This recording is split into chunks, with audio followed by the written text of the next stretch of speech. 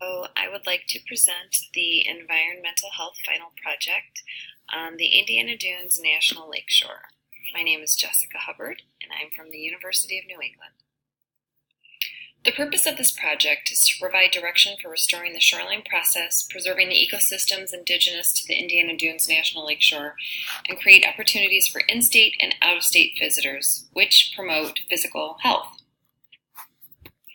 Some of the environmental impacts with this project are that we're hoping to focus on improving the environment by cleaning up toxins in areas of environmental concern, hoping to protect watersheds from polluted runoff, and working with local partners for community outreach.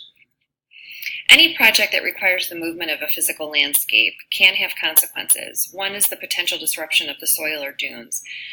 They could pose a safety concern for people who enjoy hiking the dunes, particularly Mount Baldy, which was a dune that had a small child get actually sucked into a sinkhole. Luckily, he did survive.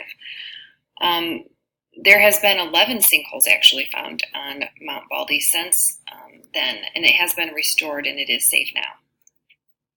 Some of the health impacts of the dunes, some of the pros is that they offer physical and emotional reprieve from the very flat landscape of the Chicagoland area. The public come there daily and use it as recreation that promotes physical activity. In the Chicago metropolitan area, obesity is a major problem. In Chicago, 36.2% of the high school students and 61.2% of adults are overweight or obese. The Indiana Dunes National Lakeshore is visited by people in southern Michigan as well. To be as transparent as possible, we have to discuss possible cons that may arise from an increased visitation. That could include exposure to E. coli and other pathogens, such as Clostridium botulism. Proposed actions and recommendations include monitoring for soil erosion and stormwater management techniques. These include oil sediment separators, sweeping of pavements, infiltration beds, implementation of permeable surfaces, and biodegradable filters to trap or filter potentially polluted stormwater. In an effort to mitigate the effects of traffic, all work vehicles should only be used for transportation, and there should be no idle running of vehicles. It would increase our carbon footprint, which we obviously don't want. Another thing would be to monitor for sinkholes. A recommendation to combat this potentially deadly sinkhole is to incorporate ground-penetrating radar to detect them. Of course, this project needs monitoring and surveillance. Integrated coastal zone management, both for monitoring erosion processes and evaluating how effective a shore protection project is progressing, is essential. Satellite images is advantageous as well. It shows remote image data that is able to use images taken in the near-infrared band.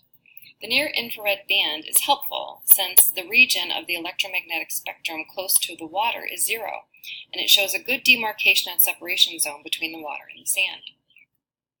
Testing Lake Michigan and the surrounding soil for E. coli or Clostridium botulism is a way of monitoring this area for harmful pathogens.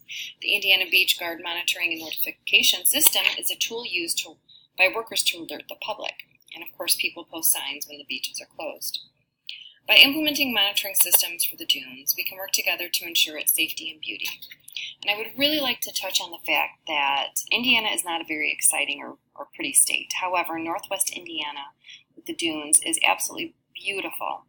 And even though there is a dichotomy between a heavily industrialized background and the beauty of the dunes, it's really an asset to the state. More importantly, it's an asset to the public.